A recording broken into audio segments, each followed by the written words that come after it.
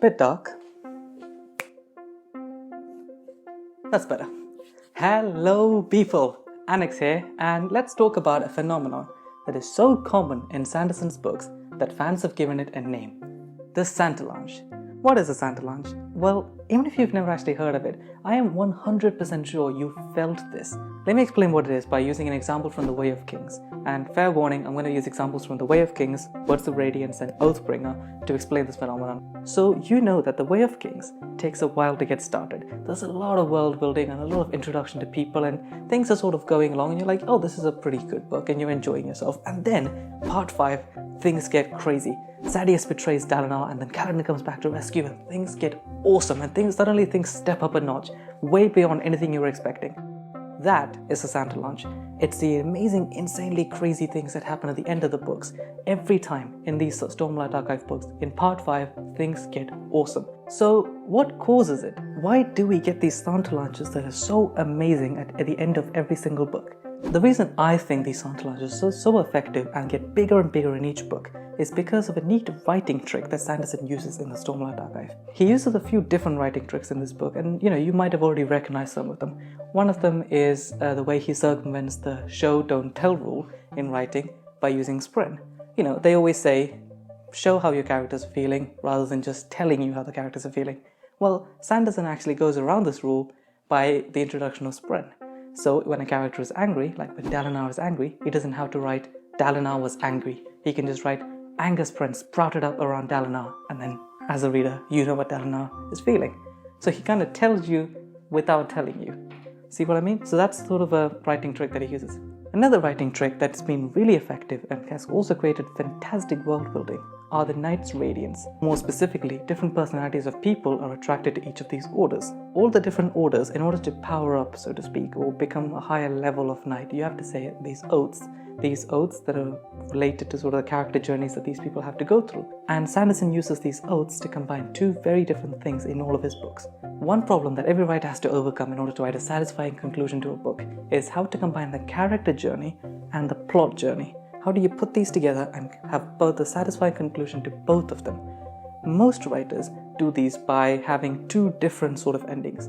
For example, in my favorite fantasy series of all time, The Lord of the Rings, there's two different endings. There's the ending to the story where the ring is thrown away, and then there's the ending to Frodo's journey when he goes off with the elves. That's the character ending and the story ending. But in the Stormlight Archive books, Sanderson manages to combine the two of those journeys into one plot point that resolves everything, and that makes it so much more satisfying. I'm going to try and explain by using an example. The end of Oathbringer, which has the best Sanderlanche of any book, has the best example of this, the most successful attempt at this combination of story and character growth. Dalinar is remembering the awful things that he's done in his past, burning at the rift and the killing and this fact that he actually burned his wife alive by accident, and he's being eaten alive by these horrible memories. But he wants to also move forward and be a better person in the future, and he's struggling to sort of combine these two people into one person that he can sort of learn from his experiences and move forward at the same time. So that's Dalinar's character journey, character growth that he has to go through. At the same time, we have the plot journey for Dalinar, which is him trying to unite the different countries of Roshar and trying to bring them together to create a unified front against Odium and the Parshendi, or the Singer's forces. Now, in the hands of a different writer, these two things could have been dealt with separately. Dalinar sort of resolves his issues in an internal monologue or by talking to someone, and then he goes off and fights, and then they defeat Odium and all that stuff happens. But Sanderson doesn't do that. He combines them into one single event. Think about what's happening at the ending of Oathbringer. Everybody is at their lowest. The Rosharan unified front has broken apart due to Taravangian's actions. The Singer forces are at the gates of Thaylen City and about to overcome them. Amaram's Alethi forces have turned against Dalinar's forces because of the thrill. Kaladin, Adolin and Shallan are stuck in Shadesmar with no way to get back, surrounded by Voidbringer forces. Odium is at the battlefield and is about to turn Dalinar against the humans and use him as the champion. Things could not get lower, and at this point, the plot line and the character journey come together in Dalinar's famous words, "You cannot have my pain." In that scene, Dalinar accepts who he is. Dalinar accepts the things he did.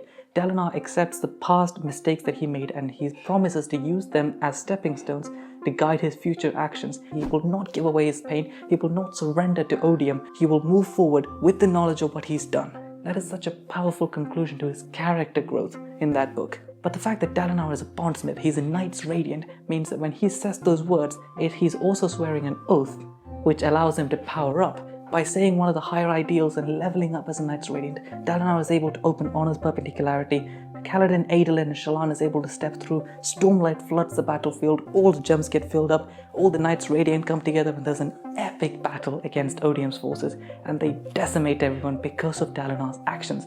Because Dalinar was able to give them that power boost, which he could only do because he swore those ideals, which he could only do because his character growth brought him to that moment. That scene then also resolves the plot issues that they had, such as Odium's forces and Alethi forces, and they were in such a struggle and they were about to be defeated by the enemy, and Thalen's city was about to fall and all these characters were about to be killed. And that's why that part 5, that ending, that last 3 or 4 chapters of Oathbringer is so powerful, because it's both the conclusion to Dalinar's character journey and the plot line that was coming together and brought together by the oaths, by the fact that Dalinar is a bondsmith, and so his conclusion to his character journey means that he says these oaths that allow him to power up, and that power up allows for such great action, and that's why we get such an amazing Sanderlanche at the end of Oathbringer. Does that make any sense? I just got really passionate because it's such a powerful ending, but that's basically what I wanted to talk about, is that writing trick that Sanderson uses in order to combine the 2 different plot lines that happen in every book, basically,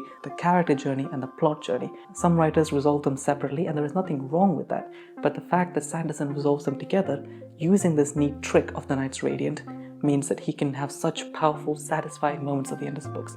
And I believe that also explains why these awesome moments get better and better and better as you go through the books, because we as readers understand these characters so much more, and that also explains why their character journeys feel so much more satisfying to us, and that further then enhances the plot conclusions as well. I hope that made some sort of sense. I'll see how it looks when I put it together and edit.